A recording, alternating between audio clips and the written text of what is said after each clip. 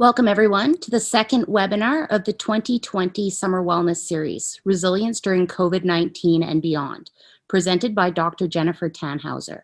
I would like to take this opportunity to acknowledge the traditional territories of the people of the Treaty 7 region in southern Alberta, which includes the Blackfoot Confederacy, comprising the Siksika, Piikani, and Kainai First Nations, as well as the Tsuut'ina First Nation and the Stoney Nakoda, including the Chiniki, Bearspaw, and Wesley First Nations. The City of Calgary is also home to Métis Nation of Alberta, Region 3. This Summer Wellness Series is presented in partnership with the Taylor Institute for Teaching and Learning and the Campus Mental Health Strategy.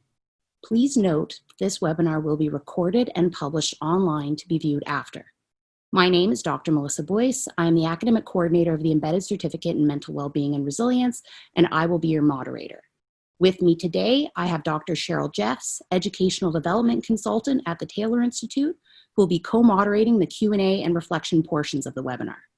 Feel free to use the chat box during the presentation to ask questions and to provide reflection messages. There will also be time at the end for a Q&A, and we will do our best to answer as many questions as possible. Please note that the chat box and your name display will be edited out of the final recording.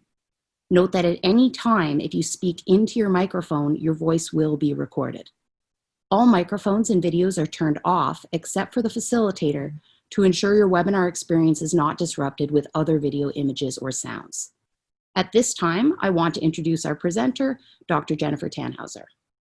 Jennifer has her Canadian Psychological Association accredited doctorate in counseling psychology from the University of Calgary, and she is a registered psychologist in the province of Alberta. As well, she's the Associate Director Counseling of Student Wellness Services. Jennifer specializes in post-secondary student mental health with a focus on wellness and resilience. She's also a recipient of a University of Calgary Teaching and Learning Grant or Teaching and Learning Award in Educational Leadership for a group. Jennifer holds a CIHR SPORE grant to support her research on resiliency programming for post-secondary students, and balances work with endurance sports such as triathlons, running, and spending time with her dog, Kaylee. Welcome, Jennifer, and over to you. Thank you so much, Melissa, for such a warm welcome. And I am just absolutely thrilled to be here with all of you today who are able to join us online. And for those of you who are able to watch this presentation later on in the recording. Just a little bit of information as we get started. I do have dual screens here with my notes and the slides. And so if you see my eyes moving back and forth, it's just because I'm looking at the two different screens at the same time. And also just a bit of a warning, because I do have a dog, Kaylee, and they are somewhat unpredictable at times, and especially during these times of COVID when I'm working from home, that there's possibility for barking. And so if that happens, I apologize, and we'll hopefully quickly calm her down so that we can resume our conversation together today. So thank you for your patience in advance of that.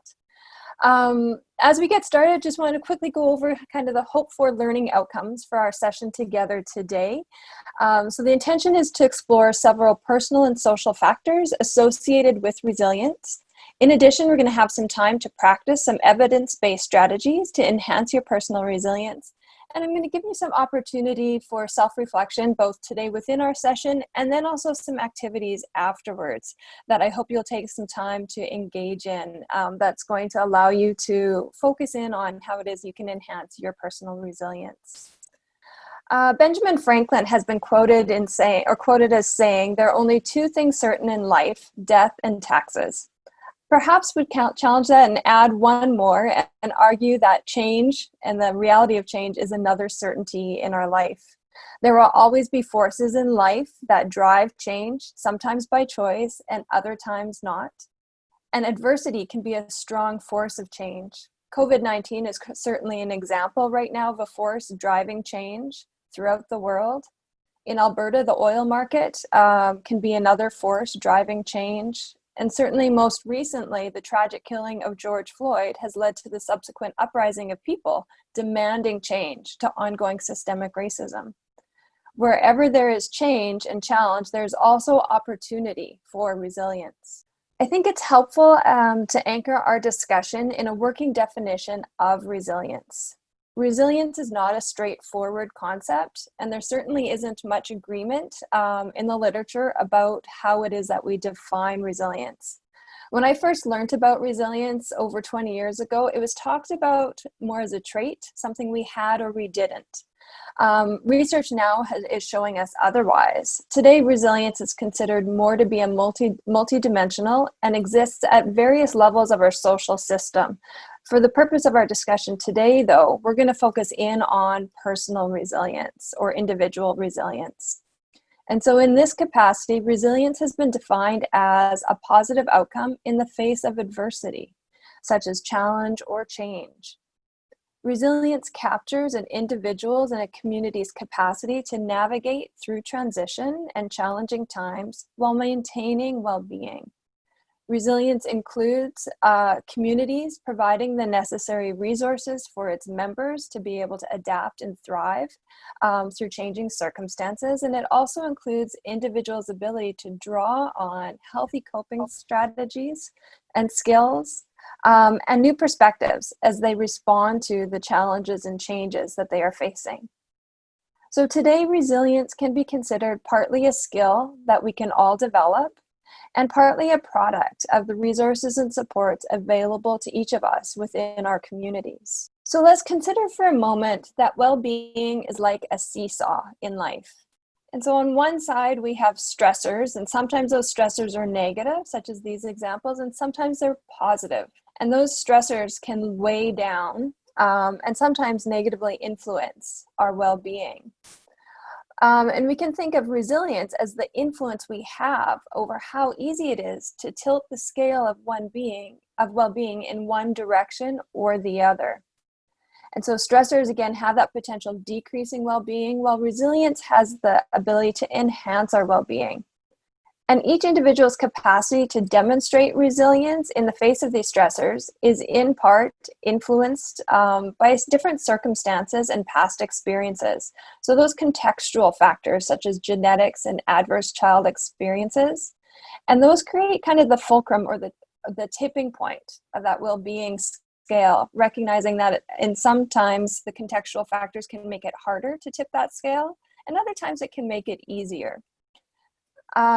So then resilience building refers to the skills, perspectives, and resources that an individual learns and engages to further build capacity for positive outcomes when one encounters challenges and adversity.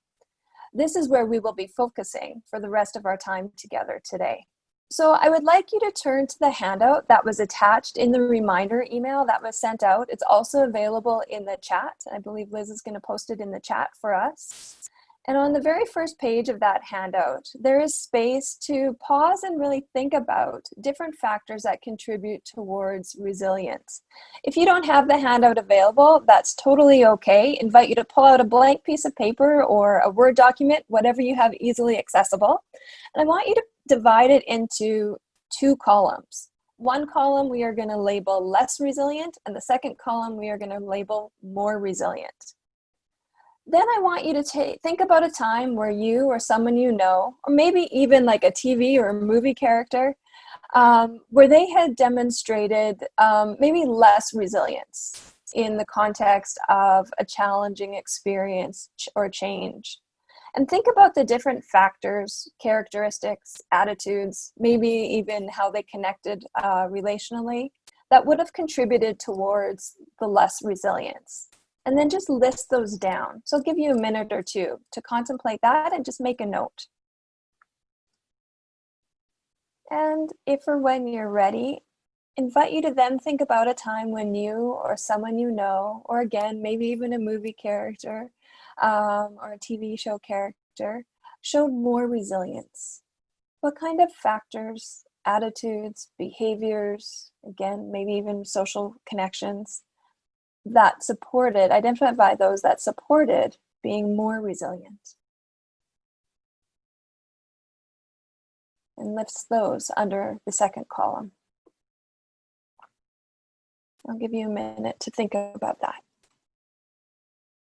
And as you're ready, invite you to share your thoughts around those attitudes, attributes, factors, behaviors that contribute towards less resilience, and see if we can just start loading them up in the chat box, and then we'll share a few together.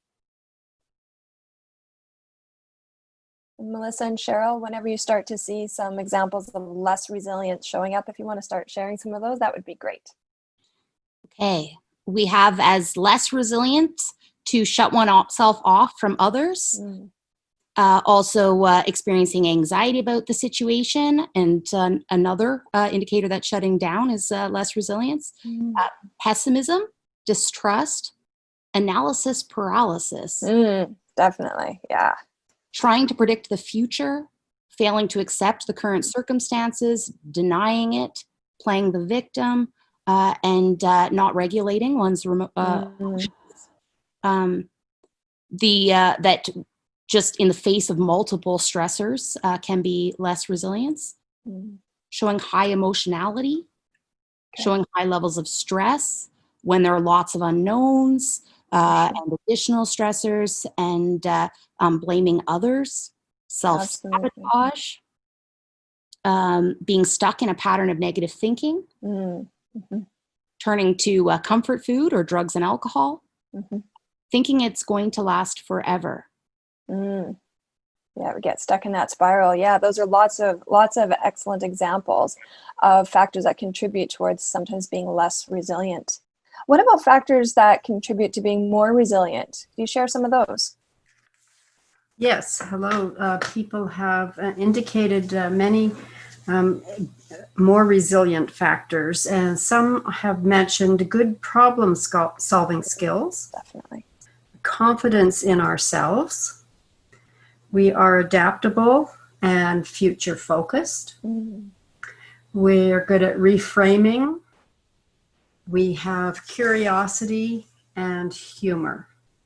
And another factor is connection to others, access to resources, and reflecting on previous experiences. Also true, yeah. Great.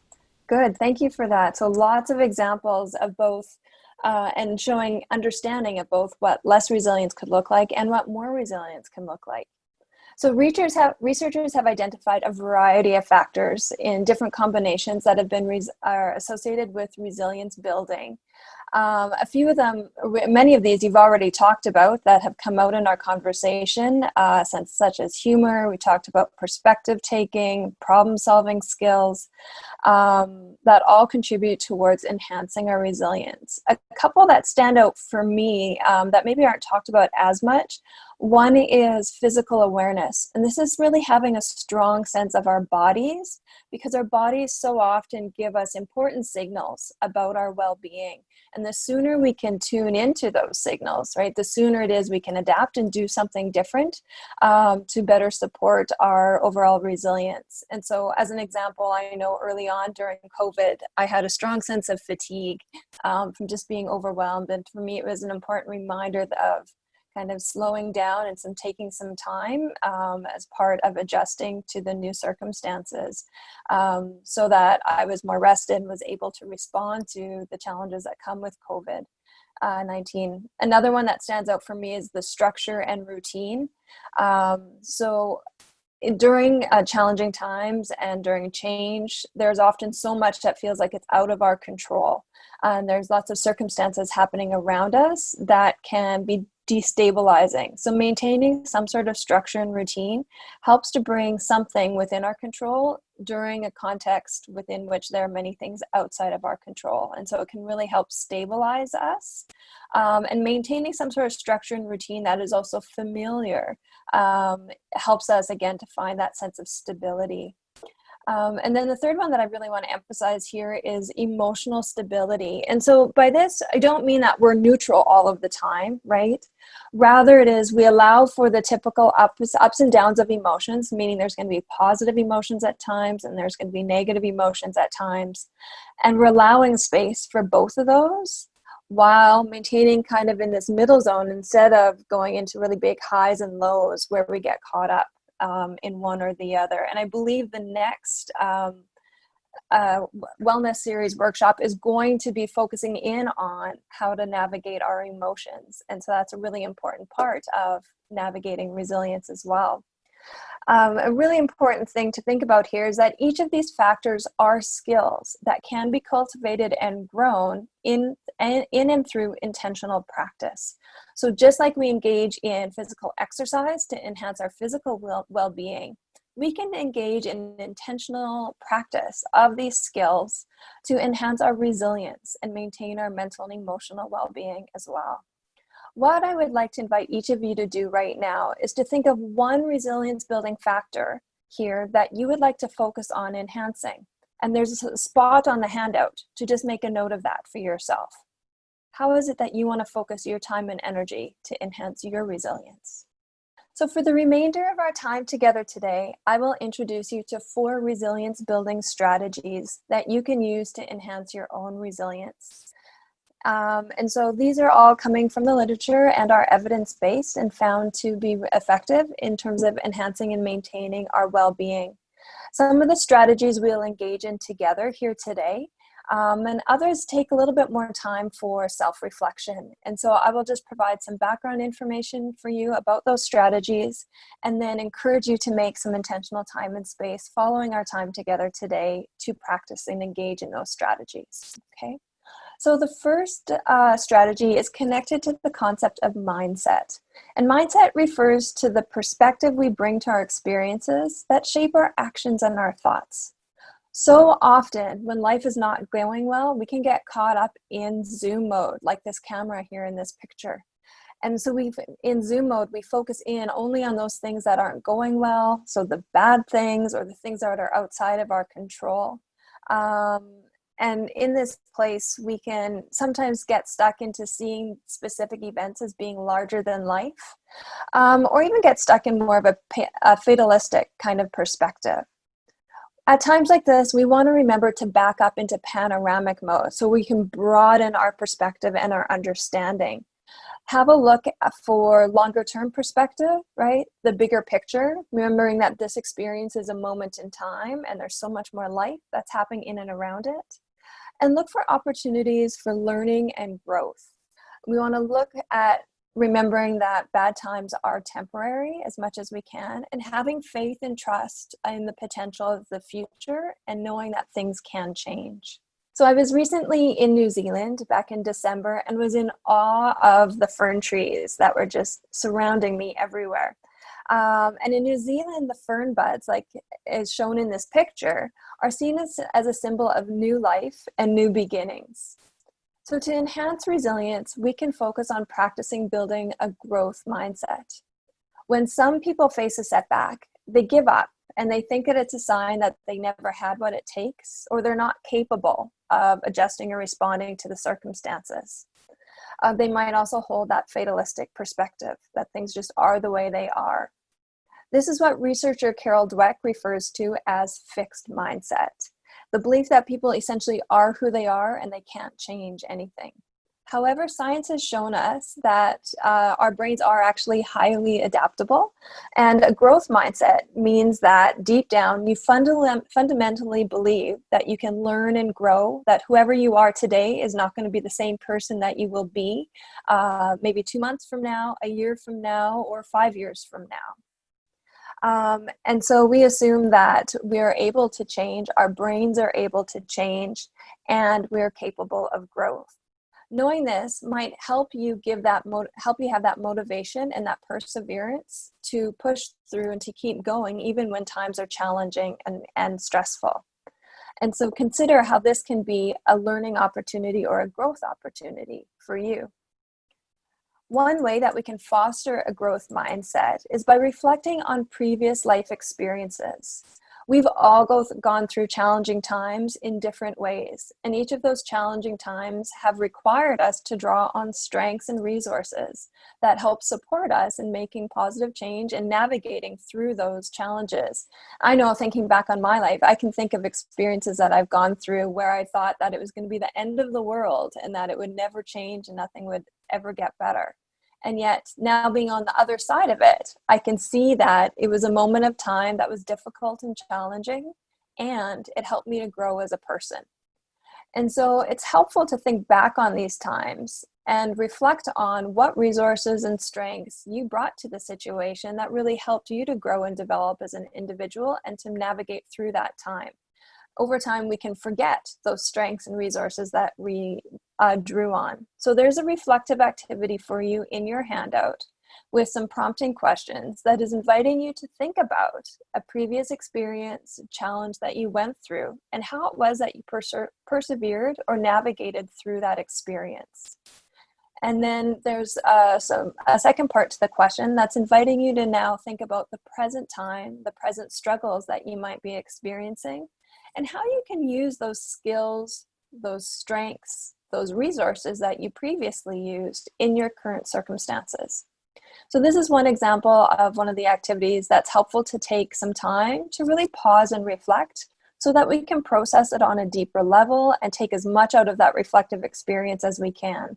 So I really would like to invite each of you to take some time after today to focus in on spending some reflection time about past experiences and how you can use them to support your growth mindset moving forward. The second resilience building strategy we'll explore is investing in connections. And this might be connections with people, it might be connections with nature, the world around you, connections with the earth. Humans have developed more than one stress response.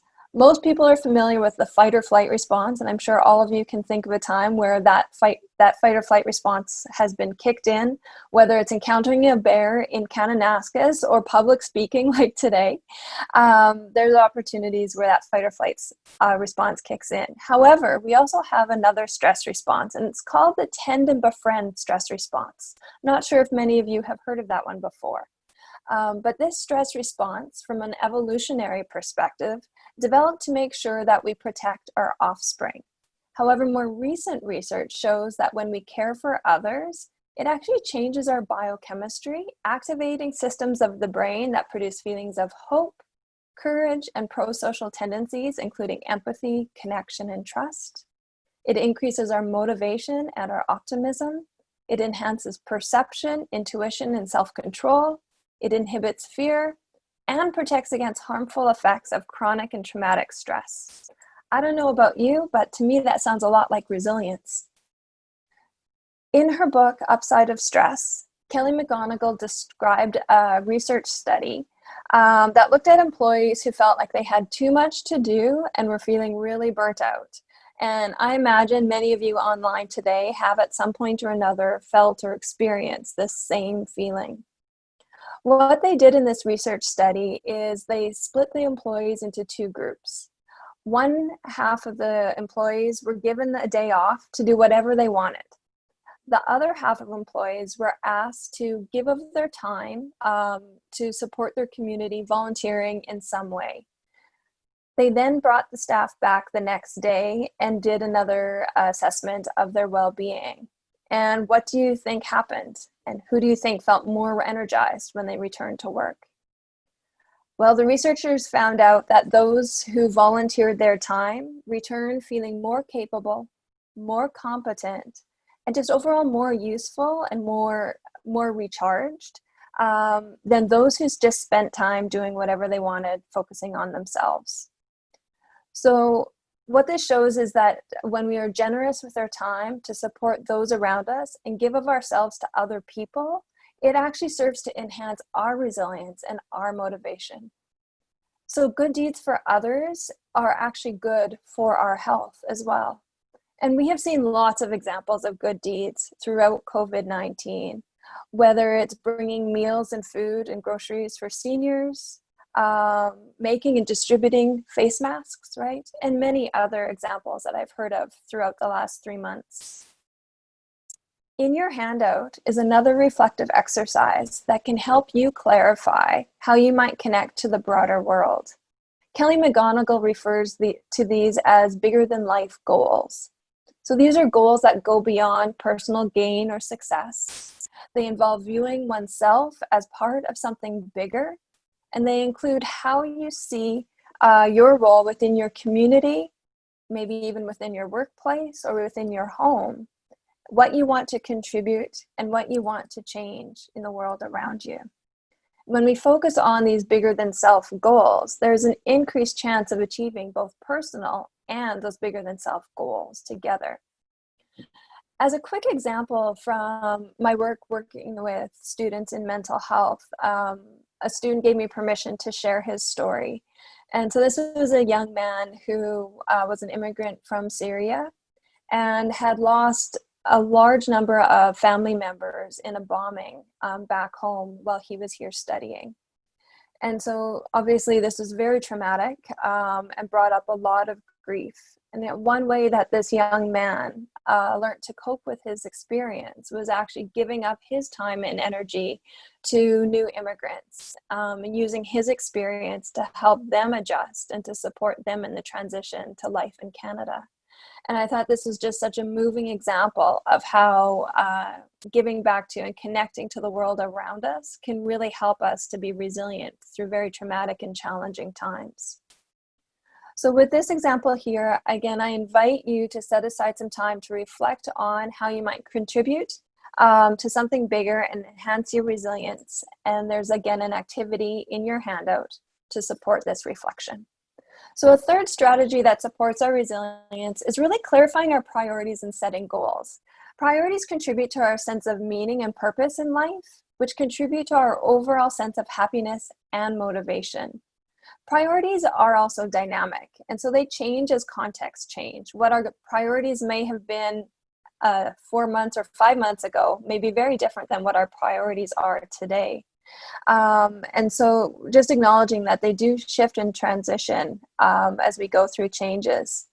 And so I invite you to pause and think about right now, if we can maybe spend some time reflecting on how you want your priorities to look, given the context for yourself right now. And there's space in your handout to do this. And so one strategy I found helpful in terms of clarifying priorities to really slow down and think about, if your life could focus on one thing and one thing only, what would that be?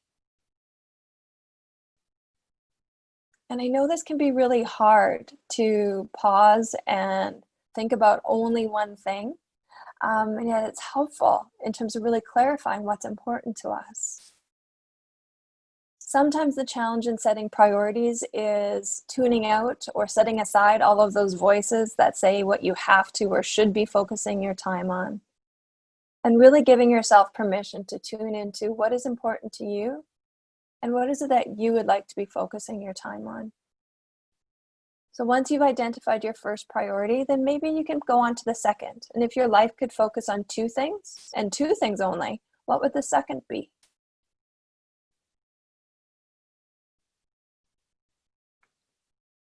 And once you have two, maybe you can think of three. If your life were to focus on three things and three things only, what might the third be?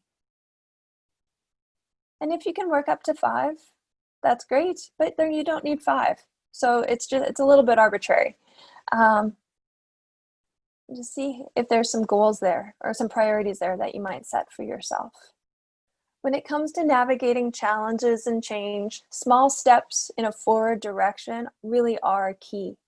And so by identifying some aspect of the situation or the experience that is in your control can help us to move forward.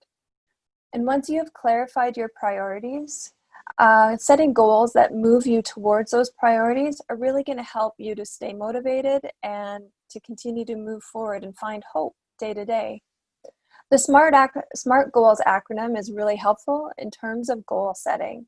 So what I invite you to do after our time together today is to take some time and really think about those priorities and see if you can set some SMART goals for yourself that are going to help you to continue to move forward towards those priorities in your life day to day. And again, there's space in your handout to do that. So the fourth and final strategy that I would like to share with you today is focusing on gratitude. Life inherently involves suffering and challenge, and there's going to be pain. Being resilient does not mean being happy all of the time or avoiding pain and sadness. These are normal human emotions, right? And they're normal reactions to suffering and to challenge. And we want to allow space for these emotions. our resilience can be enhanced when we also find space, kind of alongside the suffering, for gratitude. Thinking about those things that we are grateful for reorients our focus on the positives, improves our mood, and speeds coping. It enables faster meaning making that supports healthy adaptation to challenge and change. Based on positive psychology research, purposefully looking for the good around us when there seems to be none is a really useful tool for enhancing happiness. So what I would like to invite everyone to do, there's again space in your handout, and there's a question that asks, what went well today? So if you were to think over the last 24 hours, what is one thing that went well? And then see if you can also add, what was so important or so special? What was so great about that thing that went well? And there's space in your handout to make a note of that. And as people are ready, I would like to invite you to share your examples of what has gone well for you in the last 24 hours and just briefly explain what was so great about that. And then we're going to share some examples together as a group. So as people want to start adding that to the chat, and then if Melissa and Cheryl want to share some examples that are coming out, that would be great. Okay, we have sorting out a complex scheduling issue involving several people with conflicting priorities. All right, and what was so great about that? Because it helped to make everybody happy. The solution. Yeah, and that probably felt really good to see other people happy as well. Yeah.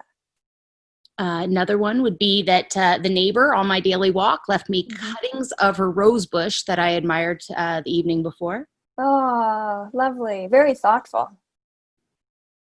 Had a lovely get together with my French group last night. They're really lovely people, very supportive of each other. Feeling connected.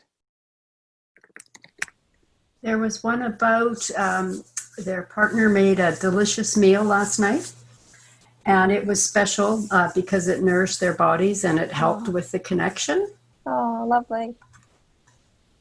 Went to an outdoor book club. Fun because I visited friends on a beautiful evening. Nice. Lots about connection. Being with the family and having time to do some more gardening. Another theme, gardening, outdoors. Yeah, connecting outdoors and time. Yeah. And a comment about the physical part, about having a great workout, managed to walk the dogs and be with the kids before this meeting. Nice. Oh, all before. That sounds like a really productive morning. Able to book a bunch of self-care and medical appointments for myself and my family that have been on hold for the last few months, and it feeling good to be proactive. Very nice. Yeah. And a plus for parents, being home to help potty train my son. And what's so great about that?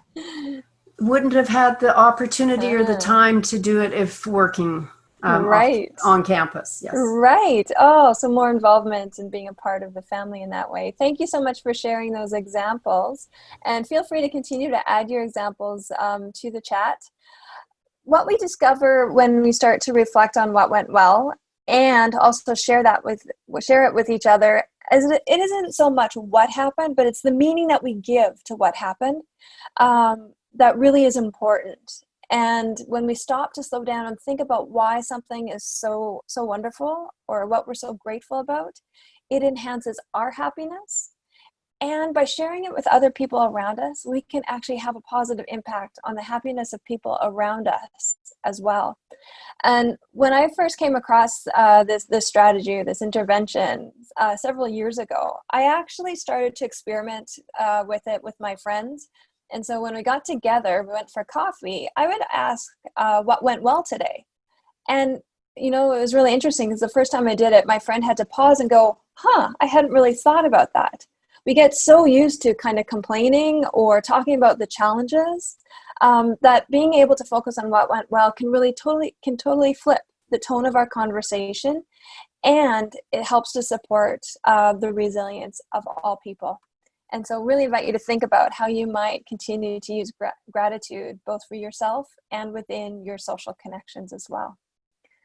And with that, we are going to end the presentation today and open up for questions. Thank you all so much. It's been such a pleasure. A couple of questions that have come up through private message is, you talked about stressors that are within our control and focusing on goals related to those. What if the stressor is outside of our control? Sure. And there will be lots of stressors in life, such as COVID-19, right, that are outside of our control. And even in situations like that, I think there's always something in our control, whether it's just, making sure we eat 3 meals a day, or continue to exercise, trying to connect with the people that we care about, and being able to shift our focus into those things that we can control that help to support our overall health and well-being really helps us to, again, build and maintain that resilience. Another question, Jennifer. You mentioned, was it attend and befriend, or what was that phrase you mentioned? Yeah, it's tend, T-E-N-D, like caregive, tend and befriend. So that's one of our stress responses that we've built as humans. What are your thoughts, Jennifer? This is a question that's come up in the chat. How could one become more resilient about the uncertainty of the future? That's a great question. I think it's helpful to just, first of all, acknowledge that there is uncertainty in life, and that is part of life. That we can't control everything, and we can't be certain about everything. And so part of it, is just acknowledging that. I would also say acknowledging the emotions that brings up. So anxiousness is a normal emotion to uncertainty. And we want to acknowledge that as well. And alongside that, right, it's looking for those things that are within our control, that we are able to adjust or change. And part of that growth mindset is looking for those opportunities to how we can grow as individuals through this uncertainty and challenge. So as I think about just all of the uncertainty right now around kind of, for me, it's been around re-entering into kind of the world around me. As someone with an autoimmune disorder and a compromised immune system, it's kind of scary to think about kind of being around people and not knowing where the risk really lies. And so I think about, how do I still kind of challenge my fears in a way that is as safe as it can be. And so being still good around following all of the health recommendations as much as I can, while allowing myself to still kind of test the boundaries and put myself out there. And so that's one of the things with fear, is it tries to push us away from experiences, and it can get in the way of actually engaging with our lives. And so I think being able to recognize where fear is getting in the way of us moving towards our goals, and taking steps that we can that help us to grow in those directions. Thank you. Jennifer, what are some of the ways that we can encourage others to build these skills, and especially since some of them are the less resilient strategies can be so habitual? Absolutely, they really can. That's a great observation. I think one way is through modeling, being able to show others how it is that we're enhancing and building our resilience can help other people learn from us. So being able to share, a struggle that you've been through and something that you've done that helped to shift it for you so that it was supporting your resilience. I think telling people what to do tends to be less effective. Rather, if we can engage more in modeling and gentle feedback around kind of some casual suggestions of things they might try without directly telling people what to do. Thank you. Yeah. What about, you talked about sharing our time and helping others and the value of that. What about for people who feel like they're being taken advantage of, or feel like they're not being appreciated? Right. Yeah. Good questions. So having healthy boundaries is still really important to our overall health and well-being. And that healthy boundary is really around that clear sense of what's okay and what's not okay for you. And those are important in terms of our overall health and well-being. And so being able to clearly know what those are and to articulate those to other people in a way that's respectful and supports you. Do you want to repeat? There's a part of that question that I want to come back to. Can you repeat the question again? Yeah. People that are being taken advantage of and feel they're not being appreciated were the two parts to it. Right. So the first part is boundaries. In terms of not feeling appreciated, I wonder, I mean, without knowing more about the specific context, I wonder about, again, gently providing some feedback to the individual about how they're feeling. And in doing so, it's owning how you feel, using I language, right? Rather than putting blame on other people, describing specifically the behaviors or the actions that are contributing to the way you're feeling, and then proposing how things might be able to be different in terms of what would be more helpful or show more appreciation for you. And so we can have those kinds of conversations that can sometimes be helpful. Yeah. Jennifer, what is your opinion about the role of spirituality in building one's resilience? I saw that question pop up, and I think it's such a wonderful question. I believe that resilience or that spirituality is a really important part of resilience. I facilitate a group called Roots of Resilience, and spirituality is one of the key sessions within our group. So yes, I believe it's really important. However, I think spirituality is defined by people differently. And so it's figuring out, what does spirituality mean to you? And how does it help and support you in feeling connected to the world around you? Thank you.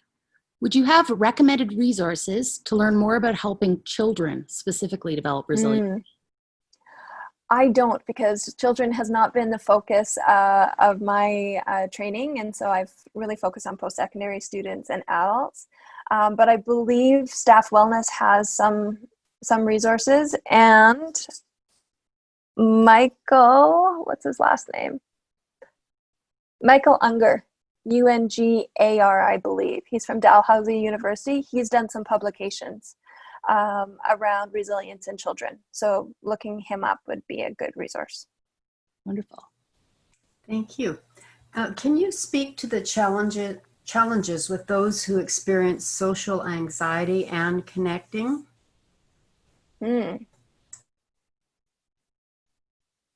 That's a great question. I'm trying to think in this context.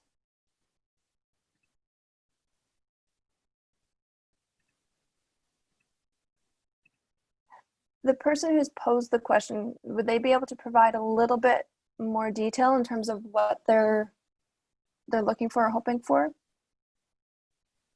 in terms of a response?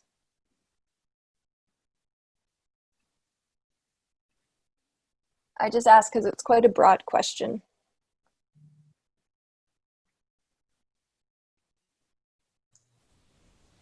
There was a comment that connecting is good for resilience. For sure. Yeah. But the social anxiety component. Yeah, so I can appreciate that social anxiety can be a barrier to connecting. And that experience can be very stressful for some people. And I guess, I would think about how is it that social anxiety might be a barrier to what you're wanting to move towards. And if it's a barrier, maybe that's something to reach out for more support to be able to process and work through and develop some strategies that are going to help you move towards your goals. And also looking at maybe ways that feel more comfortable, right? And so maybe it's more comfortable to start online. So starting small steps, connecting that way, or connecting one-on-one. Yeah, those are just some initial ideas. This one's a fairly short question. Okay. Do you give permission for the participants to share the worksheet with other people? Yes, I do. Yes, I think when you can share in and collaborate with each other, it can help each other grow together.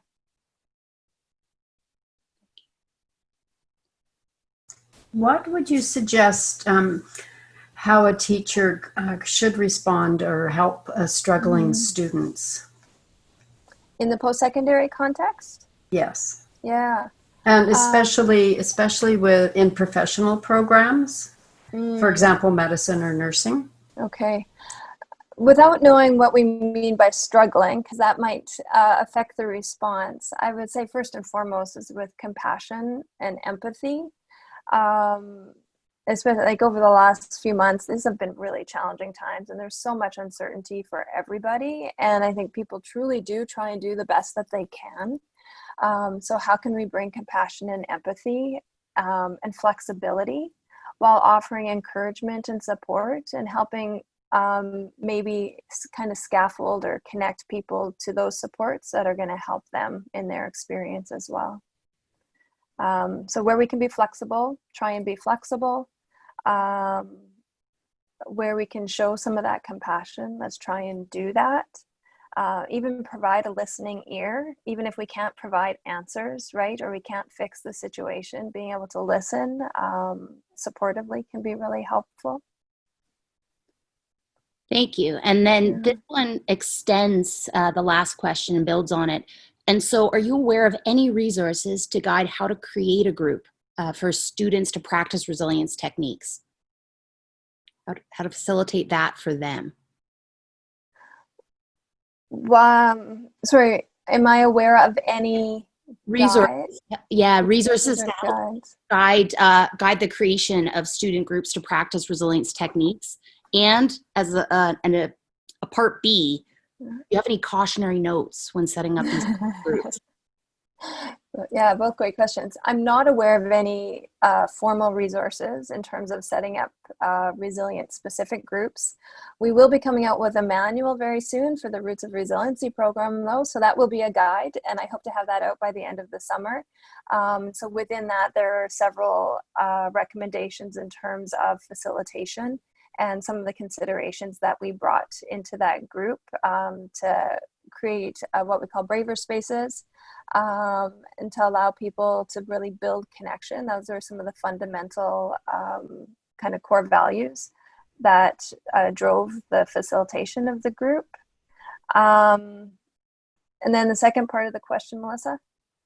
Was the cautions about setting up a group like that. Yeah. You know, initially when we started to do that, we were screening for kind of higher risk mental health or mental illness.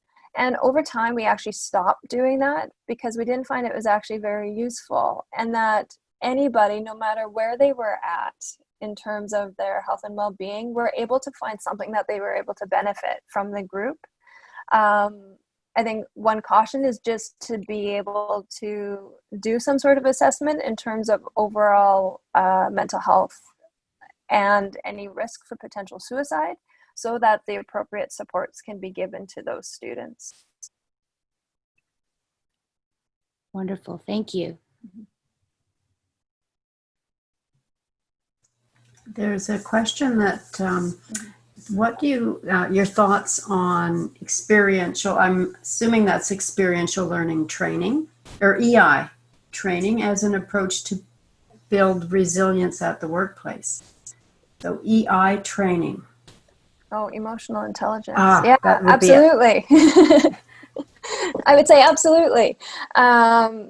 That I think it's very helpful in terms of supporting resilience. So emotional intelligence training, I think of emotion regulation. And very often, like growing up, people don't learn these skills in any kind of formal way. And so we learn from our experiences, and we learn from those people who model around us.